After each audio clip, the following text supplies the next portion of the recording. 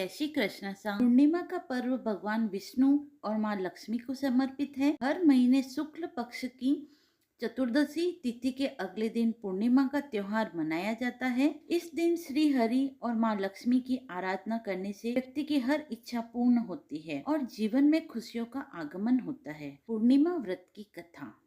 द्वापर युग में यशोदा माँ ने श्री कृष्ण से कहा, कृष्ण, तुम सारे संसार के उत्पन्न करता, पालनहार और संहार करता हो।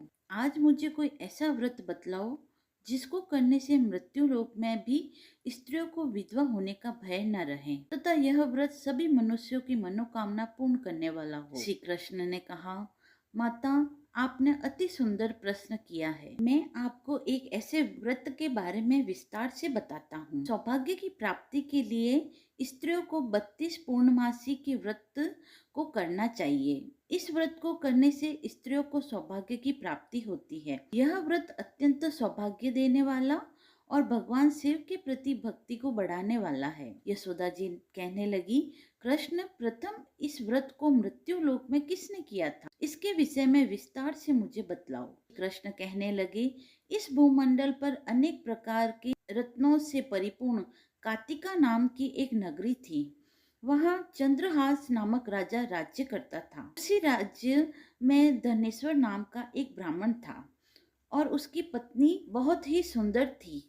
दोनों ही उस नगरी में बड़े प्रेम से रहते थे। घर में धन धान्य आदि की कोई कमी न थी, परंतु उनको बहुत बड़ा दुख था कि उन्हें कोई संतान न थी। एक समय एक बड़ा योगी उनकी नगरी में आया।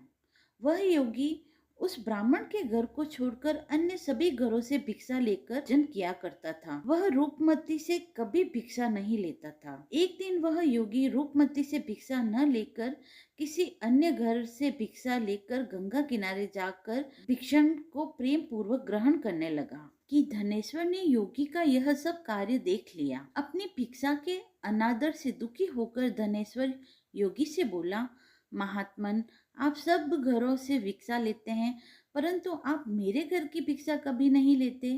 इसका कारण क्या है? योगी ने कहा, निसंतान के घर की भीख पतितों के अन्न के तुल्य होती है और जो पतितों का अन्न खाता है वह भी पतित हो जाता है। क्योंकि तुम निसंतान हो, इसीलिए पतित हो जाने के भय से मैं तुम्हारे घर की भिक्षा नहीं लेता। धनेश्वर योगी की यह बात सुनकर बहुत दुखी हुआ और हाथ जोड़कर योगी के पैरों में गिर गया और कहने लगा, महाराज, यदि ऐसा है तो आप पुत्र प्राप्ति का उपाय बतलाइए।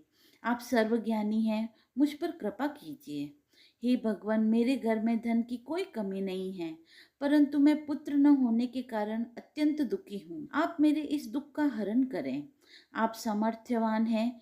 यह सुनकर योगी कहने लगे, हे ब्राह्मण, तुम चंडी की आराधना करो। घर आकर उसने अपनी पत्नी से सब वृत्तांत कहा और स्वयं तप करने के लिए वन में चला गया। वन में जाकर उसने चंडी की उपासना की और उपवास किए।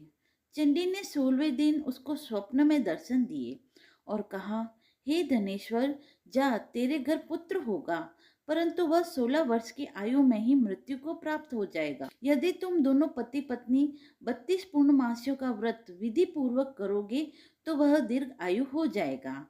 जितनी तुम्हारे सामर्थ्य हो, आटे के दिए बनाकर शिवजी भगवान का पूजन करना, परंतु पूर्णमासी के व्रत 32 होने चाहिए। प्रातःकाल होने पर इस स्थान के समीप तुम्हें एक आम का वृक्ष दिखाई देगा।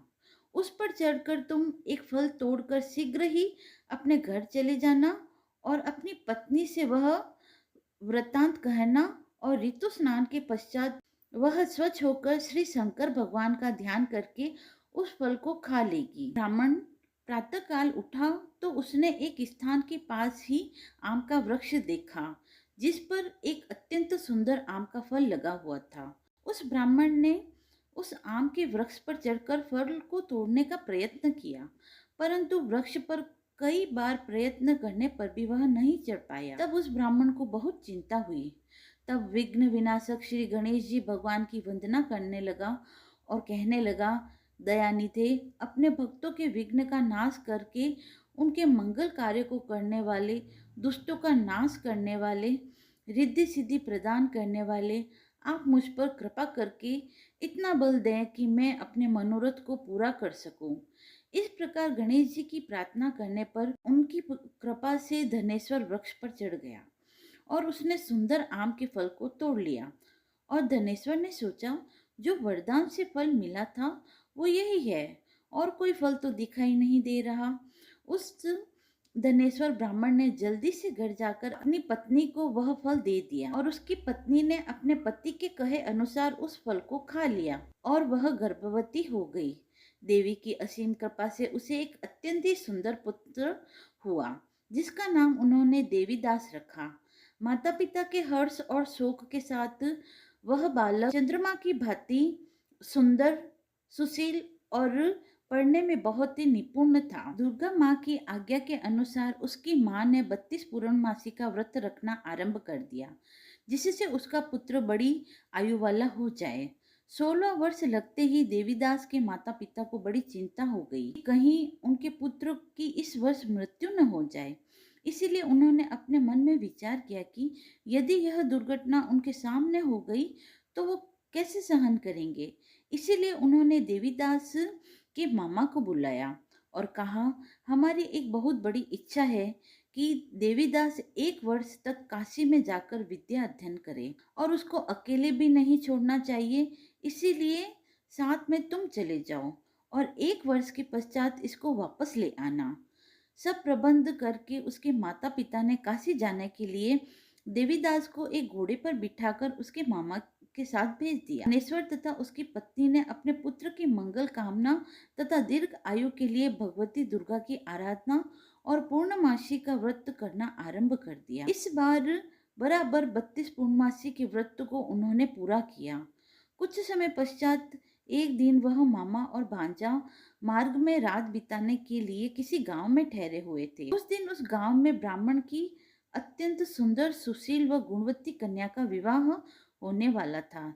जिस धर्मशाला के अंदर वर और उसकी बारात ठहरी हुई थी, उसी धर्मशाला में देवीदास और उसके मामा भी ठहरे हुए थे। संयोगवश कन्या को तेल आदि चढ़कर मंडप आदि का कार्य हो गया था, तो लग्न के समय वर को धनुर्वात हो गया।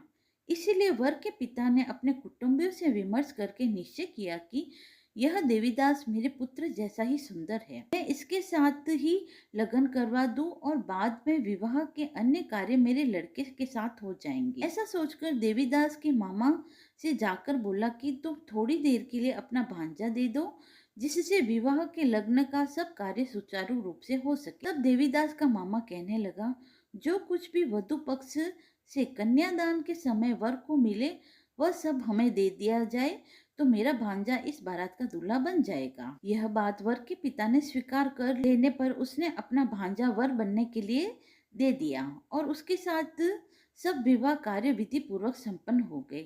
पत्नी के साथ वह भोजन करने लगा तो वह अपने मन में सोचने लगा कि न जाने यह किसकी स्त्री होगी। एकांत में यही सोच सोच कर आपको कोस रहा था और ऐसे में उसकी आंखों से आंसू भी बहने लगे। लड़की ने पूछा, क्या बात है, आप इतने उदासीन व दुखी क्यों हो रहे हैं। उसने सब बातें जो कि वर के पिता और उनके मामा के बीच हुई थी लड़की को बता दी।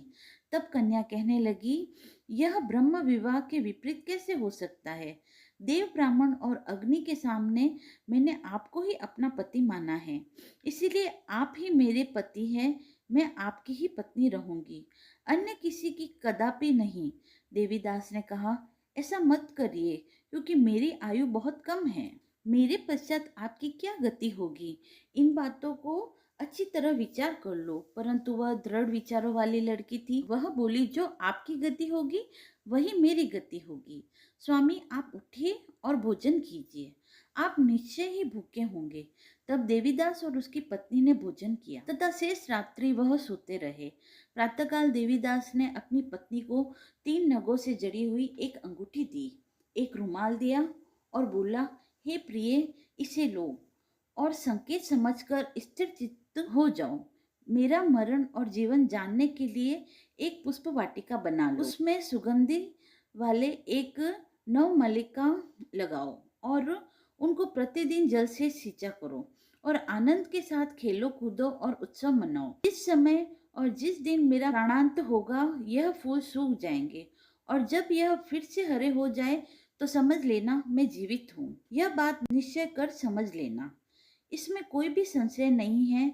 इतना कहकर देवीदास वहां से चला गया। प्रातःकाल होते ही वहां पर गाजे बाजे बजने लगे और जिस समय विवाह कार्य समाप्त करने के लिए वर तथा सब बाराती मंडप में आए तो कन्या ने वर को भली प्रकार से देखकर अपने पिता से कहा, यह मेरा पति नहीं है। मेरा पति वही है जिसके साथ रात्रि में मेरा पाणी ग्रहण हुआ है, के साथ मेरा विवाह नहीं हुआ। यदि यह वही पुरुष है तो बताइए कि मैंने इनको क्या दिया। वधु पक्ष और कन्या पक्ष कन्यादान के समय जो आभूषण आदि दिए गए थे वो दिखाएं तथा रात में क्या गुप्त बातें मैंने इनसे कही वह सब सुनाएं। पिता ने उनके कहे अनुसार वर को बुलाया। कन्या की यह बातें सुनकर वह कहने लगे, मैं कुछ भी नहीं जानता। इसके पश्चात लज्जित होकर वह अपना समूह लेकर चला गया। सारी बारात भी अपमानित होकर वहां से लौट गई। भगवान श्री कृष्ण बोले, माता, इस प्रकार देवीदास काशी विद्या अध्ययन के लिए चला गया। जब कुछ समय बीत गया तो काल से प्रेरित होकर एक सर्प रात्रि के समय उसको डसने के लिए वहां आ गया। उस विषधर के प्रभाव से उसके शयन का स्थान चारों ओर से विष की ज्वाला से विषैला हो गया, परंतु व्रत के प्रभाव से उसको काट नहीं पाया, क्योंकि पहले ही उसकी माता ने 32 पूर्णमासी का व्रत रखा था। इसके बाद मध्याह्न के समय स्वयं काल वहां आया और उसने शरीर से प्राणों को निकालने का प्रयत्न किया, जिससे वह मूर्छित होकर पृथ्वी पर गिर गया। उसी समय माता पार्वती के साथ भगवान शंकर वहां आ गए और मूर्छित दशा में देखकर माता पार्वती जी ने शंकर जी से प्रार्थना की, हे महाराज, इस बालक की माता ने पहले ही 32 पूर्णमासी का व्रत पूरा कर लिया था, जिसके प्रभाव से आप इसको प्राणदान दें। भवानी के कहने पर भक्त वत्सल भगवान शिव जी ने उसको प्राणदान दे दिया। इस व्रत के प्रभाव से काल को भी पीछे हटना पड़ा और देवीदास स्वस्थ होकर बैठ गया। उधर उसकी पत्नी उसके पिता से कहने लगी, पिताजी, मेरे पति जीवित है, आप उनको ढूंढिए। जब 16 वर्ष व्यतीत हो गया तो देवीदास भी अपने मामा के साथ काशी से चल दिया। इधर उसके ससुर उसको ढूंढने के लिए अपने घर से जाने वाले ही थे कि वह दोनों मामा भांजा वहां पर आ गए। उनको आया देखकर उसके ससुर को बहुत प्रसन्नता हुई और वह उन्हें अपने घर ले गए।